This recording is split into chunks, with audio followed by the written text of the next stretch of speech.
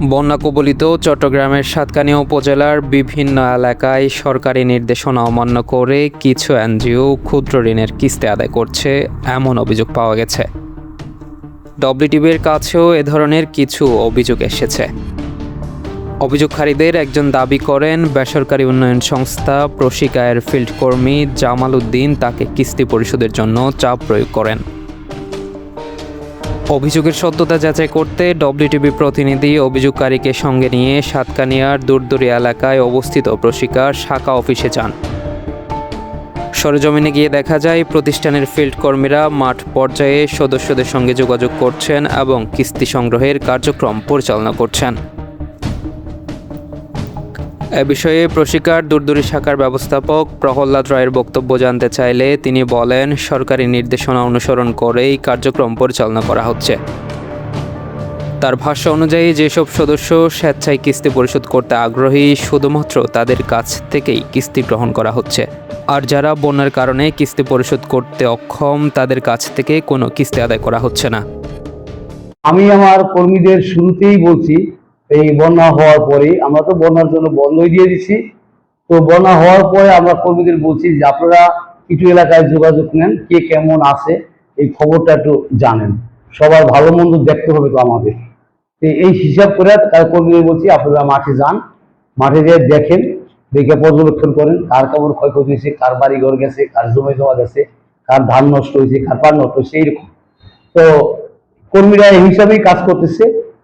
কর্মীরা এই হিসাবে কাজ করার পর এই মনে করেন যারা ইচ্ছা করে কিস্তি দেয়, অনেকে আছে যে আমরা বাসায় বসে থাকলেও ওরা কিস্তি দেওয়ার জন্য ফোন দেয়, তারপরে আমরা যাই ওই টাকাটা নিয়ে আসি। কারণ আবার ওই টাকাটা কি করি আমরা যে কালেকশন করি মাসে, ওই টাকাটা আবার এই সদস্যদেরকেই ঋণ হিসেবে আমরা প্রদান করি।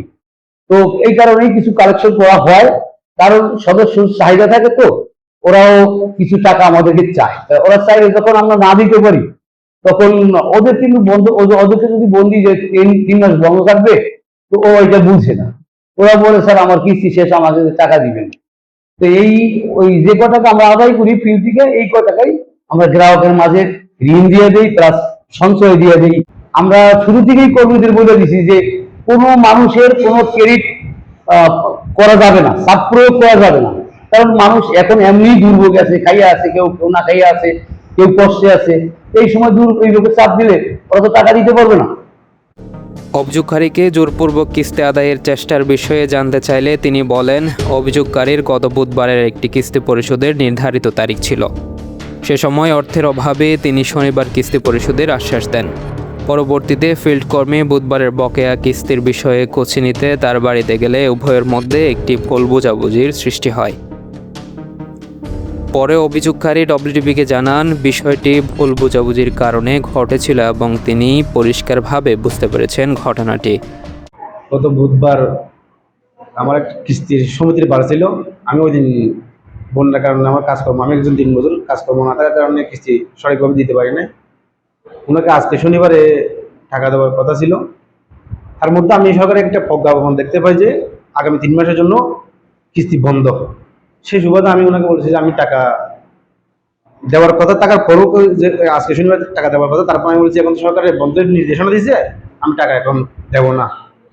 ওনার সাথে কোনো সামান্য কথাকাটি হয়েছে, সেজন্য উনি টাকা চাইছিলেন, আমি বলছি দেবো না। তারপর উনি চলে আসছে।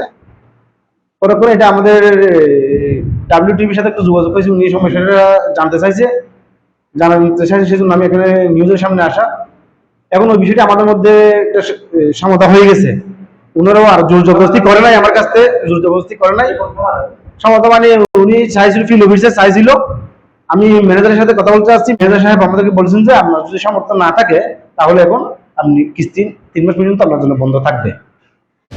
উল্লেখ্য, মাইক্রো ক্রেডিট রেগুলারিটি অথরিটির নির্দেশনা অনুযায়ী বন্যা দুর্গত চট্টগ্রাম, সিলেট, রাঙামাটি, খাগড়াছড়ি ও বান্দরবান জেলার ক্ষতিগ্রস্ত ঋণগ্রহীতাদের কিস্তি আদায় আগামী 3 মাসের জন্য স্থগিত রাখা হয়েছে। এছাড়া সাতকানিয়া উপজেলা প্রশাসনের পক্ষ থেকে জানানো হয়েছে, সরকার ঘোষিত 3 মাসের স্থগিতাদেশ কার্যকর থাকা অবস্থায় কোনো এনজিও যদি গ্রাহকদের ঋণের কিস্তির জন্য হয়রানি করে, তাহলে সংশ্লিষ্ট এনজিও বা কর্মীর বিরুদ্ধে লিখিত অভিযোগ উপজেলা প্রশাসনের কাছে যেন জমা দেয়। সহকর্মী মাকসুদুল ইসলাম চৌধুরীর প্রতিবেদনে আমি আবু সাইদ মাহমুদ সোহেল, অনুসন্ধান ডেস্ক, ডব্লিউটিবি।